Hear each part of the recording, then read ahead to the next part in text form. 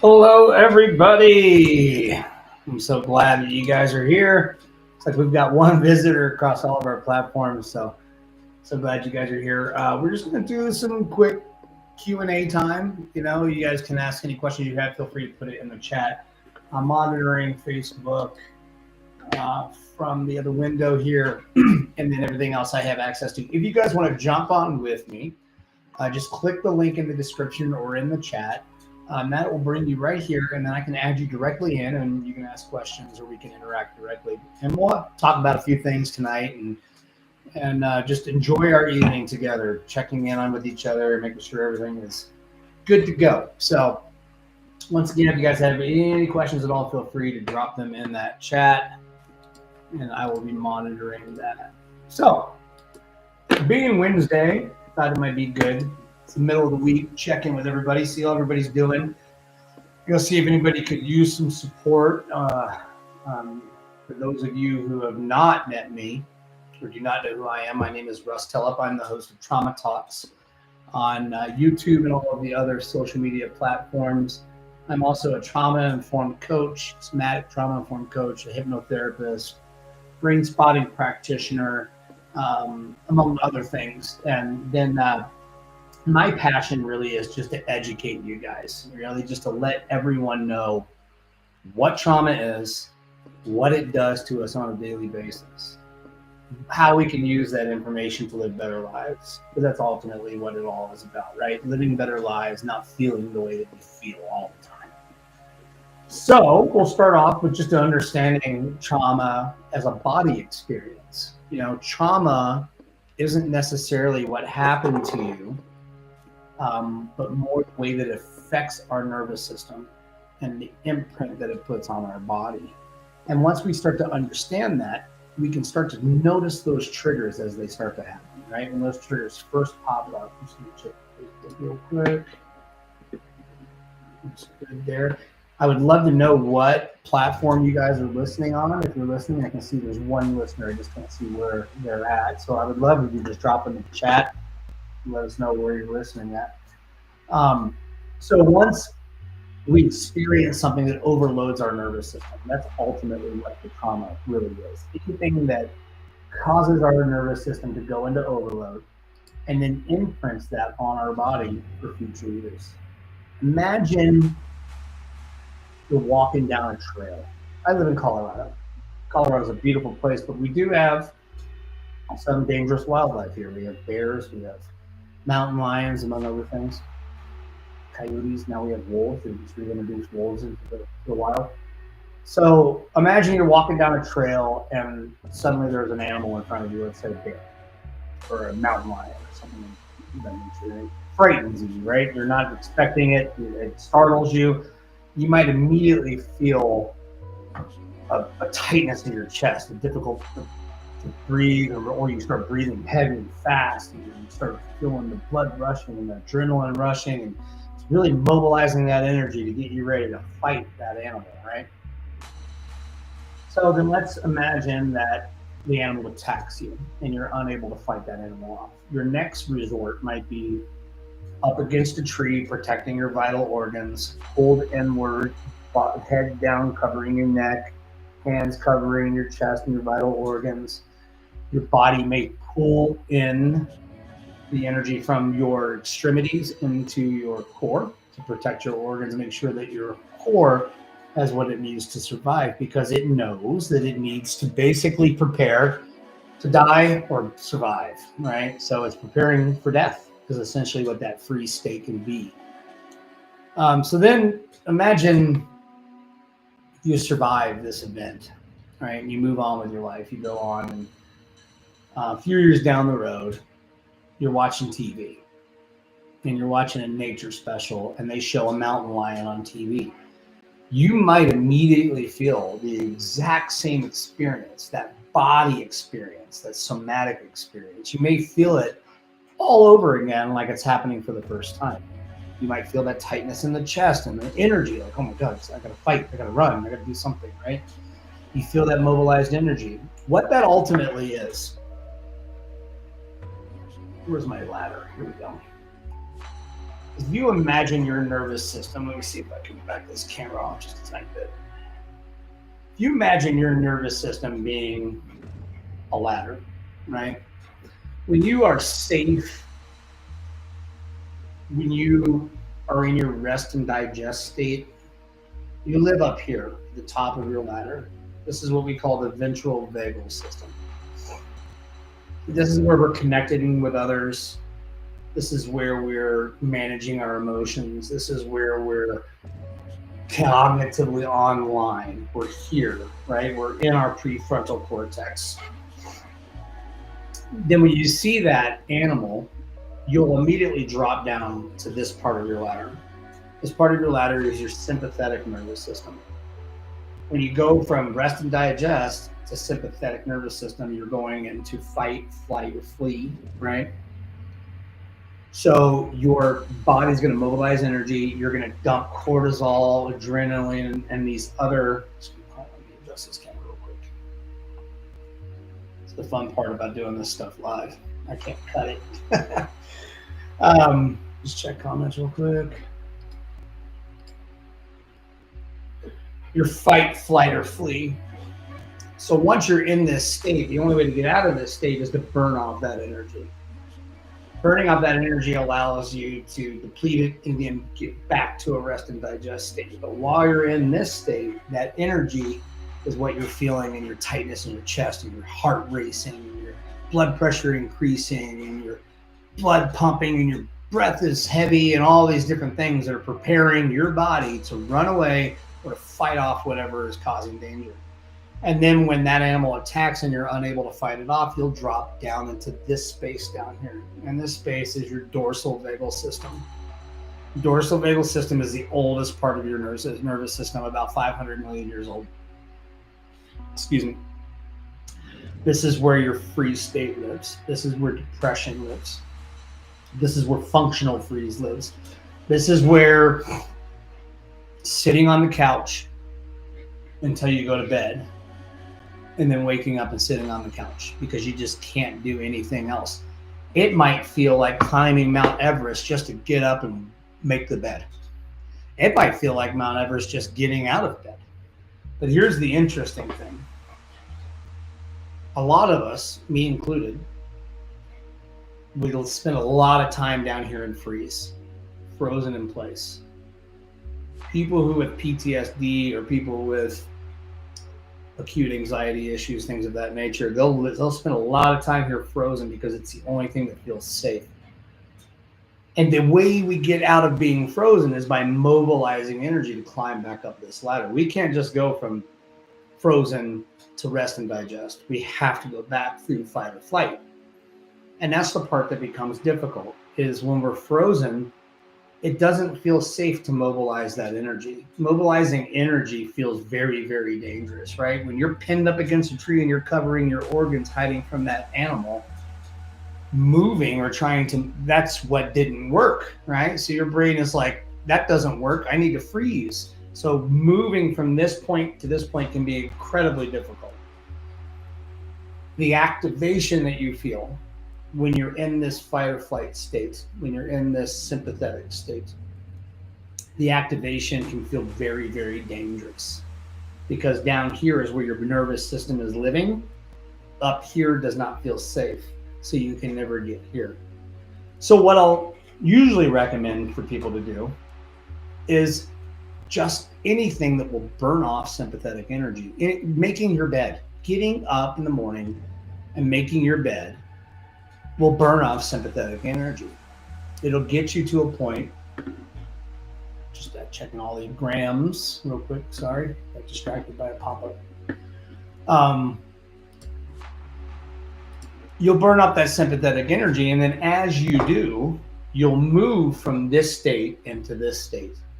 This state is where your systems are working the way they're supposed to. This state is where your digestion works the way you're supposed to. This state is where you get rid of the inflammation and the pain in your body that is just there from the constant soaking in cortisol and adrenaline. This is where we want to be. This is homeostasis. This is where your brain is meant to be. This is where your brain is most evolved. And this is where your brain wants to be. And it'll get here by any means possible, right? So that's where the cool thing about healing is.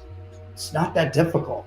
Healing is really just accepting things that have happened to you, understanding how they affect us now, and then using that so that we no longer react, but respond, right? We want to respond rather than react. I had a child counselor that we worked with my daughter for a while. And one of the things that they used to say is when a child is reactive, you'll never get a response, right? When they're reacting to something, they're offline. When they're reacting, they're below this rest and digest. Because up here, you're in your prefrontal cortex, right? Up here is where intelligent thought lives. So if you're down here, it's really difficult to manage intelligent thought because you're not up here, you're down here. This is where your energy is at. This is the part of your nervous system that is active. So making a bed, taking your dog for a walk, going for a walk yourself, that can burn off energy. Anything that will activate energy will pull you out of freeze. Now, another thing that is pretty important about it when it comes to getting out of that freeze state is understanding what safety feels like. So a lot of us, me especially, don't necessarily know what safety feels like. Our bodies haven't experienced that very much. So when we're trying to live in a safe state, but it doesn't feel, hold on one second here, got distracted again. It doesn't feel safe because it doesn't feel normal. It doesn't feel familiar, right? Your brain is designed to keep you alive, not to keep you happy, but to keep you alive. Oh, we got somebody trying to join in here. 1 second. You just dropped out, whoever that was that was trying to join the feed. I saw you pop in by clicking on that link there in the description. And then you pop right back out. So if you don't mind clicking that link again, I'll get you added back into the stream and we can chat. There we go. Okay, so I forgot where I was at. Where was I? Yeah, either way, essentially we want to move back into that rest and digest state, that homeostasis. That's where your brain wants to be. That's where I was headed. Your brain wants to live in that homeostasis. That's where it feels safe, right? So learning what safety feels like and leaning into that feeling can feel really, really alien, especially if you've never felt safe. So what does safety feel like? You can try this real quick if you're in a spot where you can do it. If you're driving or something like that, obviously this isn't going to work for you, but just close your eyes, set your feet flat on the floor, and just start noticing things around you. Like I can hear the background music from this video playing. I can hear the fan on my computer. I can see the light filtering through my eyelids from the lamp above me in the ring light.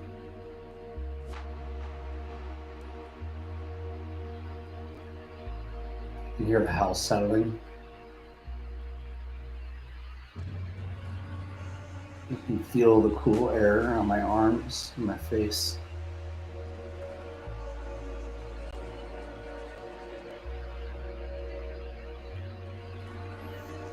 I can feel my shoulders begin to drop away from my ears as my arms and chest relax, my neck, my jaw, my forehead, and eyes.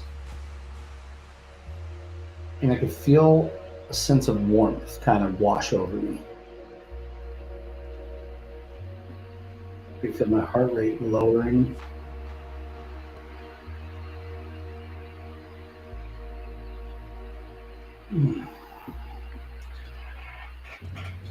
presence is very, very important to safety.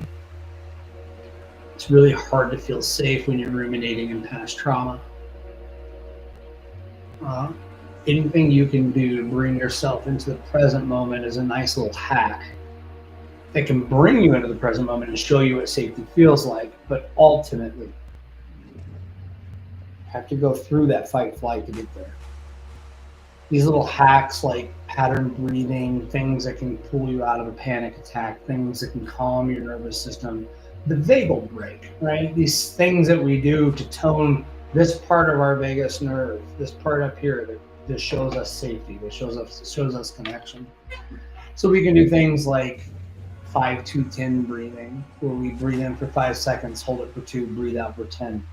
It's kind of hard to ride from a tiger and focus on your breathing at the same time.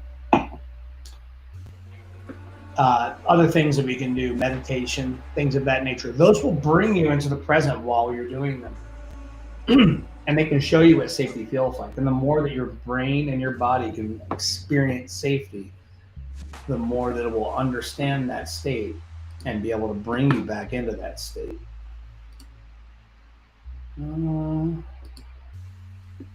Is this Ashley that's on with us, maybe? Whoever that is on with us, I'd love to see a comment from you if you can just drop that in.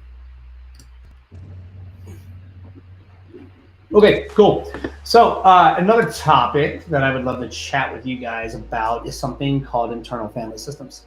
I'm just going to give you a real quick overrun of what internal family systems means, ultimately what parts work is, and how you can start to use some of this thought process to help you a little bit. So internal family systems is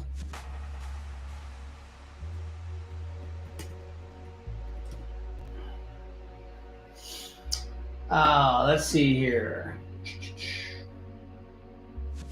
Internal family systems. I'm trying to find the guy's name that created it because it's escaping my mind right now. But essentially, it's a modality where we take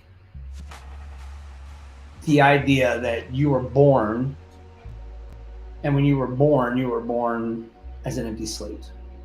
Our personalities are built through experiences that we experience through life. Unfortunately, some of those experiences are trauma. So when you experience a trauma, what happens is it creates a core belief.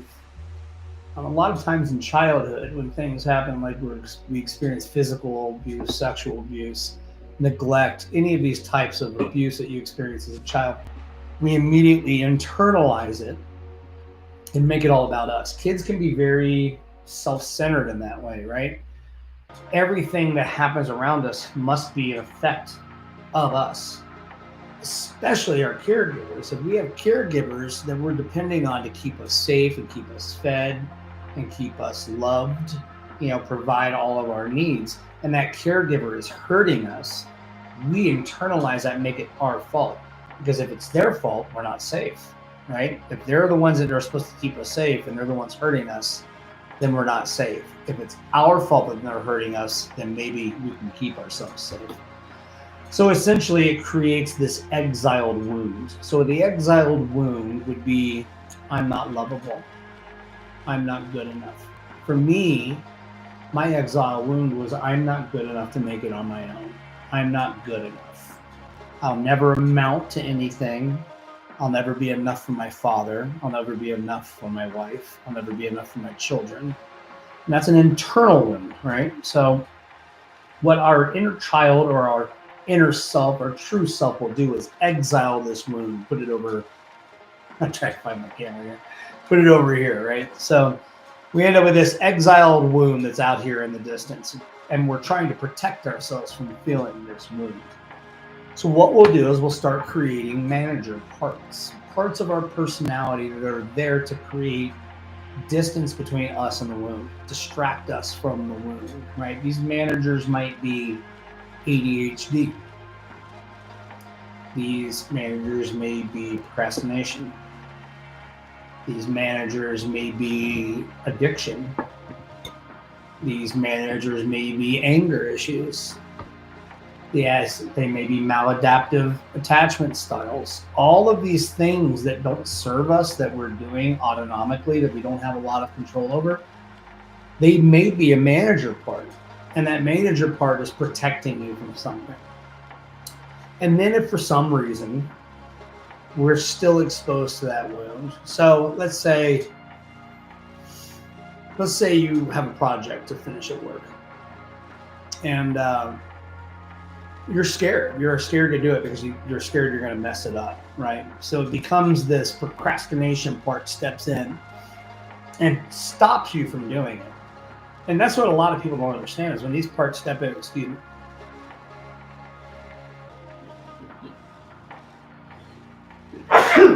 me. Whew. When these parts step in, they take over. These manager parts will completely take over. And a lot of the times, these things no longer serve us. ADHD, for example, and procrastination is a big one, where if you don't try, or if you don't finish it, you can't fail, right? It's protecting you from the failure, the feeling of not being enough by failing. So let's say, for some reason, it's unable to protect you. Let's say that you have a project at work, and this procrastination part has come in and prevented you from completing your job, completing your tasks by the deadline.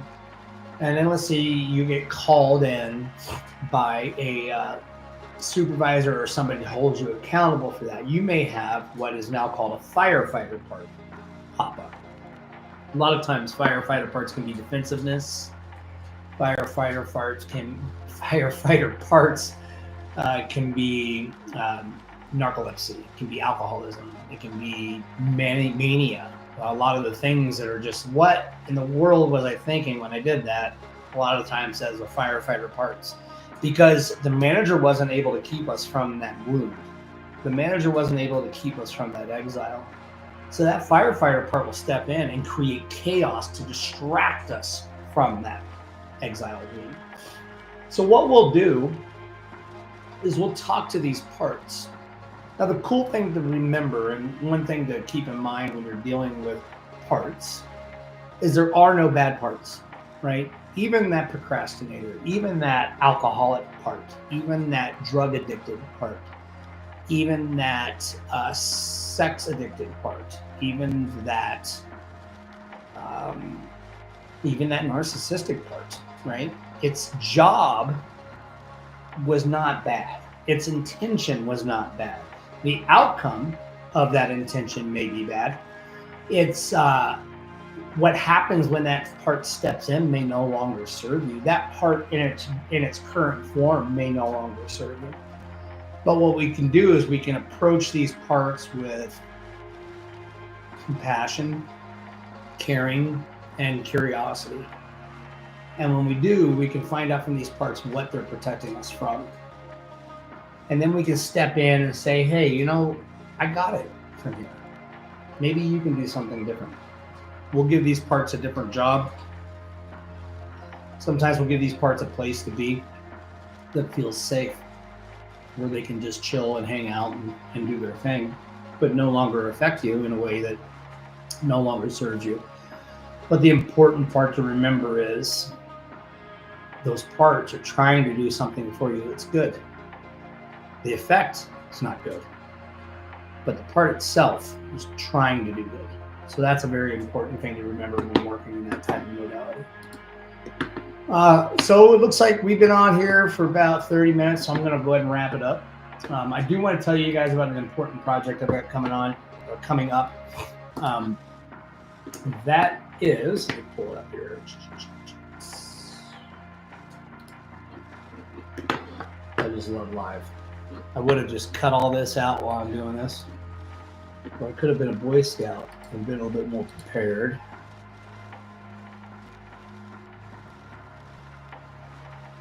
But I wanted to share this with you guys.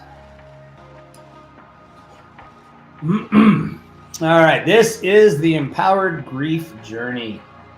23 stories of grief that carved a new path forward. This is a book project that I've been working on with a gentleman named Chris Mamoni and 21 other authors. And we we are looking at a release date, hopefully of November 15th. So November 15th timeframe, this will hopefully be going live. We just got our ISBN number, and we're working on copywriting. Some of that's being held up a little bit by the tariffs that are going on. But we should hopefully have this out by the 15th of November. We're going to have a launch party, something similar to this, where people can come in and join us, ask questions, kind of hang out with us, and get the scoop on the book. My chapter is chapter 7, and it is titled The Abusive Father That Didn't Come Back. And I talk about my dad after he died and what grief looked like in that space, because it's tough to grieve somebody that spent their entire life hurting you. But I'll go into that in the book. And one of the really cool things about the book is toward at the end of each chapter, you'll have a QR code where you can go to each author's website, check them out. You can get in touch with them directly, email, get on their social media. A lot of them have podcasts like mine where you can go on and check out the podcast. There's also a link to the podcast episode on the Empowered Grief Journey podcast, which is Chris Mamoni's podcast where he interviews people. And I've got a really, really awesome episode on there where we talk about hypnotherapy. I think I even did a demonstration with Chris where I was able to put him in trance and do some work with him. And you can see all that happening live. So if you ever want to see hypnotism in action, that might be something you can check out. You can check that out on the Empowered Grief Journey, which you can see on YouTube. And I'm pretty sure he's on all the other platforms if you just wanted to listen. But on YouTube, you'll actually be able to see that happen.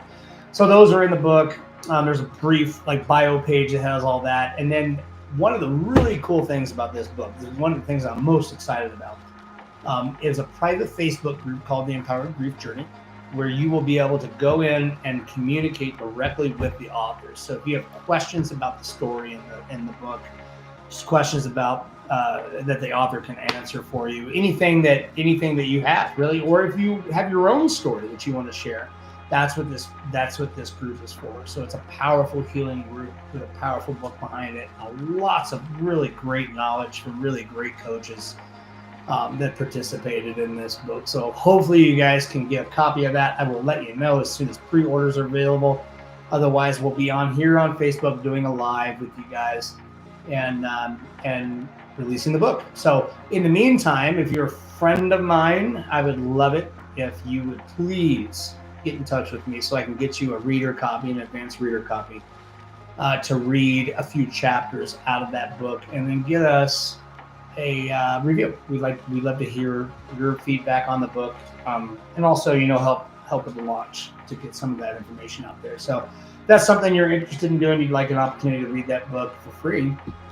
It's got to be people that I trust and that I know aren't going to leak anything. But we get in touch with me, and I'll figure out how to get that to you as soon as it's available. But main place to buy the book will be. Try to switch this back here. How do I do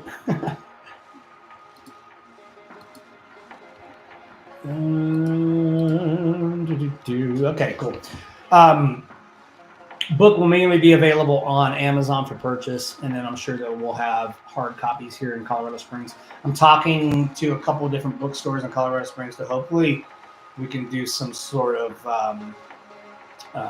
book signing type thing where you guys can come out and chat about the book, get a signed copy and that sort of thing. So I'll let you guys know about all of that as it comes up.